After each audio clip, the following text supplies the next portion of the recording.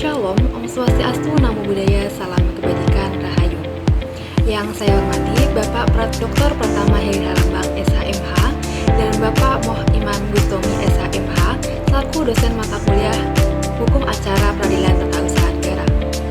Perkenalkan, nama saya Nur Sangada dengan NIM 811422288. Di sini saya akan memaparkan materi terkait pelaksanaan putusan Pengadilan Tata Usaha Negara.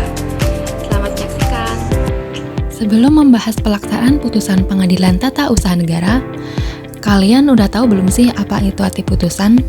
Jadi, putusan adalah hasil atau kesimpulan akhir majelis hakim atau peradilan terhadap suatu pemeriksaan perkara yang didasarkan pada pertimbangan hukum.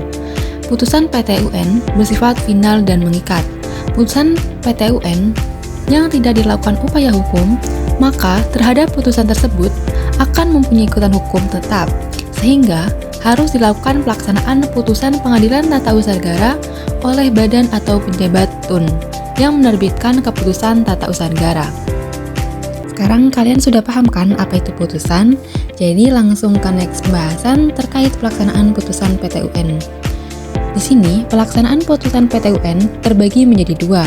Yang pertama, tercantum pada pasal 97 ayat 9 huruf B Undang-Undang Peratun yang menyatakan bahwa keputusan tata usaha negara yang menimbulkan sengketa tata usaha negara dinyatakan batal dan tidak sah.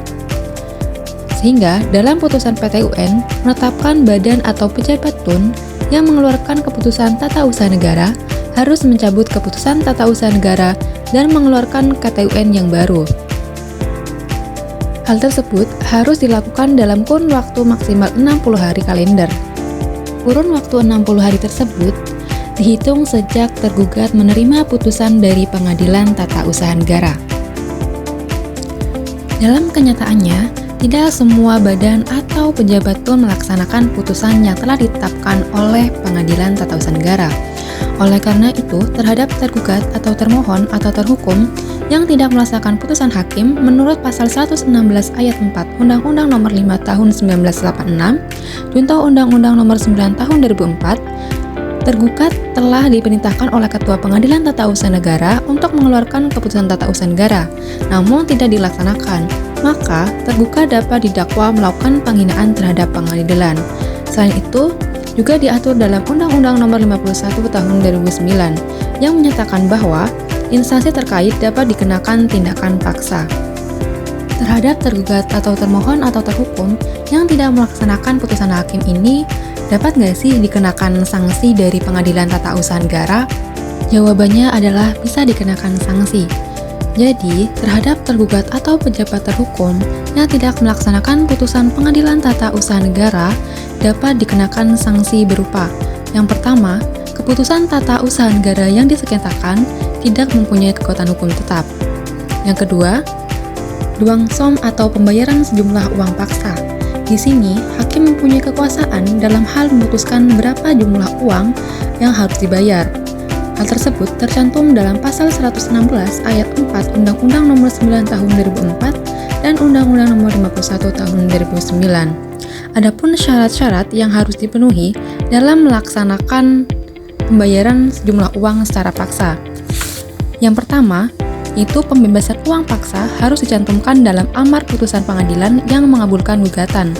Yang kedua, hakim mempunyai kekuasaan dalam hal memutuskan berapa jumlah uang yang harus dibayarkan, meskipun dalam aduan tidak mendakwakan bahwa penggugat berhak uang paksa apapun yang harus dibebankan kepada tergugat. Namun, hakim dapat mempertimbangkan adanya uang paksa dalam menjatuhkan putusan. Dan yang terakhir, yaitu terdakwa yang menolak melaksanakan putusan pengadilan berupa tugas dapat dikenakan sanksi moneter. Selanjutnya yang ketiga, yaitu diumumkan di media massa. Dan yang keempat, dapat dikenakan sanksi administratif. Di sini, terhadap tergugat atau pejabat terhukum yang tidak melaksanakan putusan Pengadilan Tata Usaha Negara dapat dikenakan sanksi disiplin. Hal tersebut diatur dalam pasal 7 Peraturan Pemerintah Nomor 53 Tahun 2010. Selain itu, dapat dikenakan pengalihan tugas dari jabatan yang semula dijabat oleh seorang anggota pimpinan menjadi seorang anggota staf.